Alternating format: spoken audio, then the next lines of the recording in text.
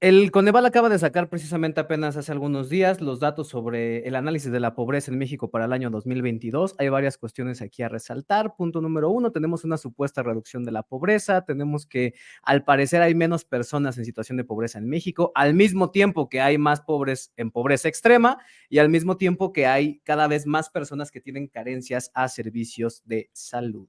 Y ahí, pues me gustaría extender la pregunta al foro, por si ustedes quisieran comentar.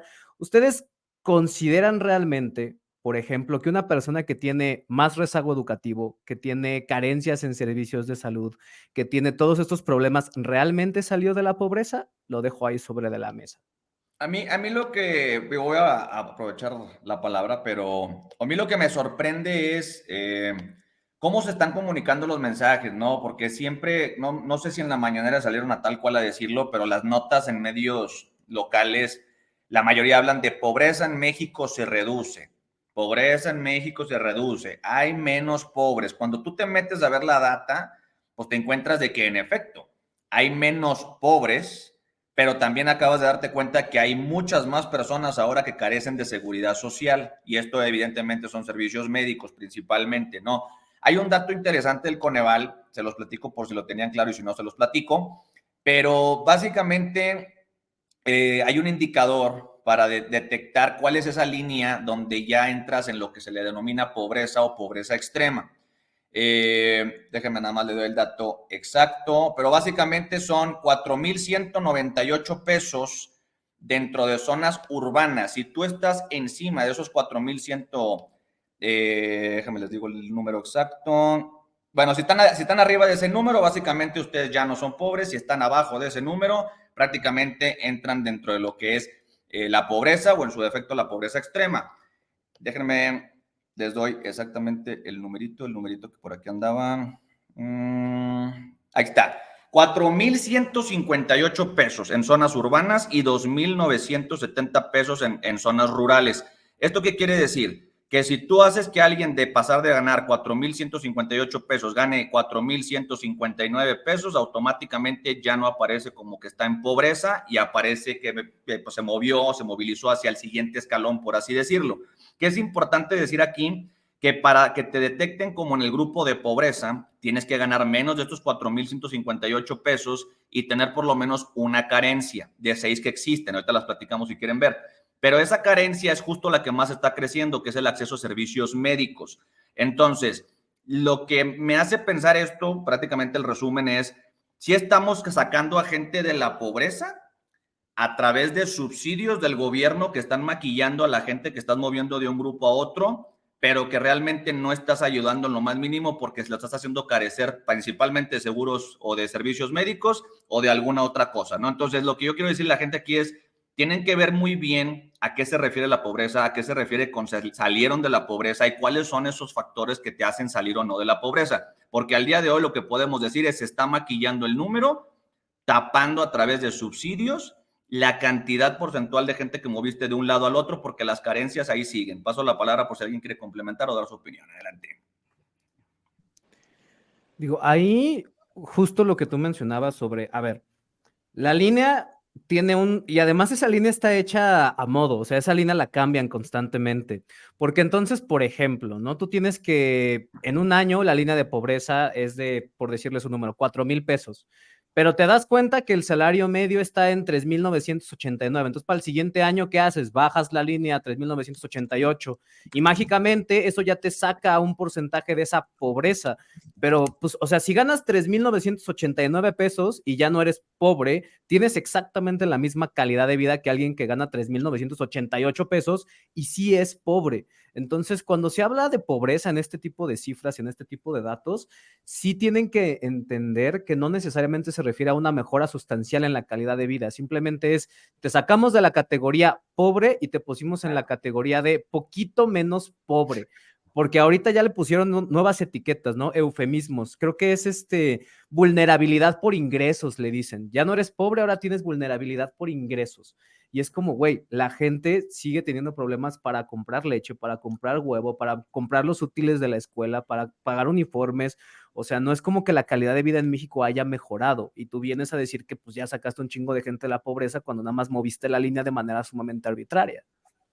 La pobreza Coincido multidimensional. completamente. Pobreza Coincido multidimensional. completamente.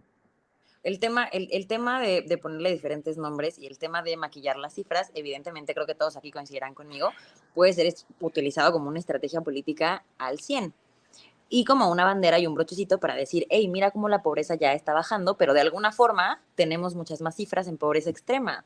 Entonces, no solamente se trata de estar moviendo piezas dentro de categorías de pobreza, sino verdaderamente que la condición de vida cambie. Y esa es la que no ha representado ningún cambio. Entonces, hay que tener mucho cuidado con lo que nos venden con estas ideas, ¿no? Perdón, si quieres opinar, Adi, yo te voy a decir otra cosa, pero te la digo. No, nada más, o sea, concuerdo con todo. En general, el Coneval siempre ha tenido medidas sumamente arbitrarias. Por ejemplo, para que te consideren dentro de pobreza extrema, tienes que tener las tres carencias, creo que es educativa, alimentaria y otra de salud, me parece. Pero si no cumples con las tres, no formas parte de pobreza extrema, aunque tengas carencia alimentaria. Es decir, aunque no tengas con qué comer, no eres considerado pobre extremo en este país. Entonces, sumamente cuestionable cómo se hace estas estadísticas.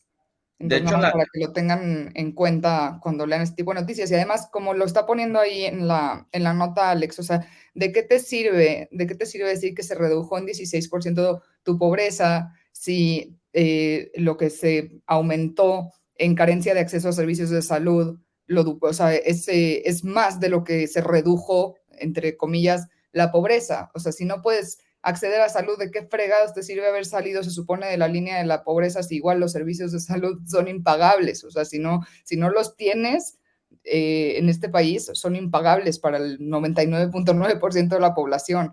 Entonces, pues no somos menos pobres, no somos menos pobres, tenemos más carencias a servicios que deberían estar garantizados por el gobierno, por el Estado. no somos menos pobres, estamos mejor catalogados solamente. Esa es la única explicación. Y lo de las carencias, sí, para pobreza extrema tienes que tener por lo menos 3 de las 6 que especifica el Coneval, 3 o más. O sea, ya pueden ser cualquiera de esas 6, pero o sea, tiene que ser a fuerzas 3 o más. Y aquí la pregunta correcta que yo le haría a la gente para que se llevara es, ¿a costa de qué? ¿A costa de qué Claro. estamos reduciendo la pobreza? Porque no se está reduciendo, se está recatalogando, porque si tú ves el crecimiento real de la gente que migró de un punto al otro, ni siquiera la inflación alcanza como para estar empatado, si lo quieres ver así. O sea, no hay un crecimiento real, no hay movilización real, solamente hay un chingo de subsidios allá afuera que están ayudando a que ese número se maquille. ¿A costa de qué? Aquí lo podemos ver arriba en la gráfica. Del 28% de la gente a 39% de la gente que tiene una carencia por el acceso a los servicios de salud. Evidentemente, la primera cosa que nos podría decir es un tema de salud. Llévenselo, analícenlo, véanlo, pero bueno, les dejamos a su criterio y a su opinión. Adelante. Claro, y antes de pasar a la siguiente, nada más para los que se preguntan, ¿cuáles son las 6 carencias de las que estamos hablando? Pues son precisamente las que están aquí proyectadas, ¿no? El rezago educativo, la carencia por acceso a servicios de salud, la carencia por acceso a la seguridad social, la carencia por calidad y espacios de la vivienda, carencia por acceso a servicios básicos en la vivienda, carencia por acceso a la alimentación nutritiva y de calidad. Estos son los 6 rasgos de carencias que se toman en cuenta del Coneval. Si tienes uno de estas carencias, eres pobre. Si tienes 3 o más de estas carencias, estás en pobreza extrema. Es decir, de acuerdo con el gobierno de México, podrías estarte muriendo de hambre y no tener una vivienda digna y nada más te consideran pobre, no pobre extremo, porque no llegas a las 3 carencias, ¿no? Entonces, nada más para que lo consideren cuando tomen en cuenta este tipo de notas y cuando les empiecen a decir que vamos muy bien, pues la realidad es que no tanto, ¿no?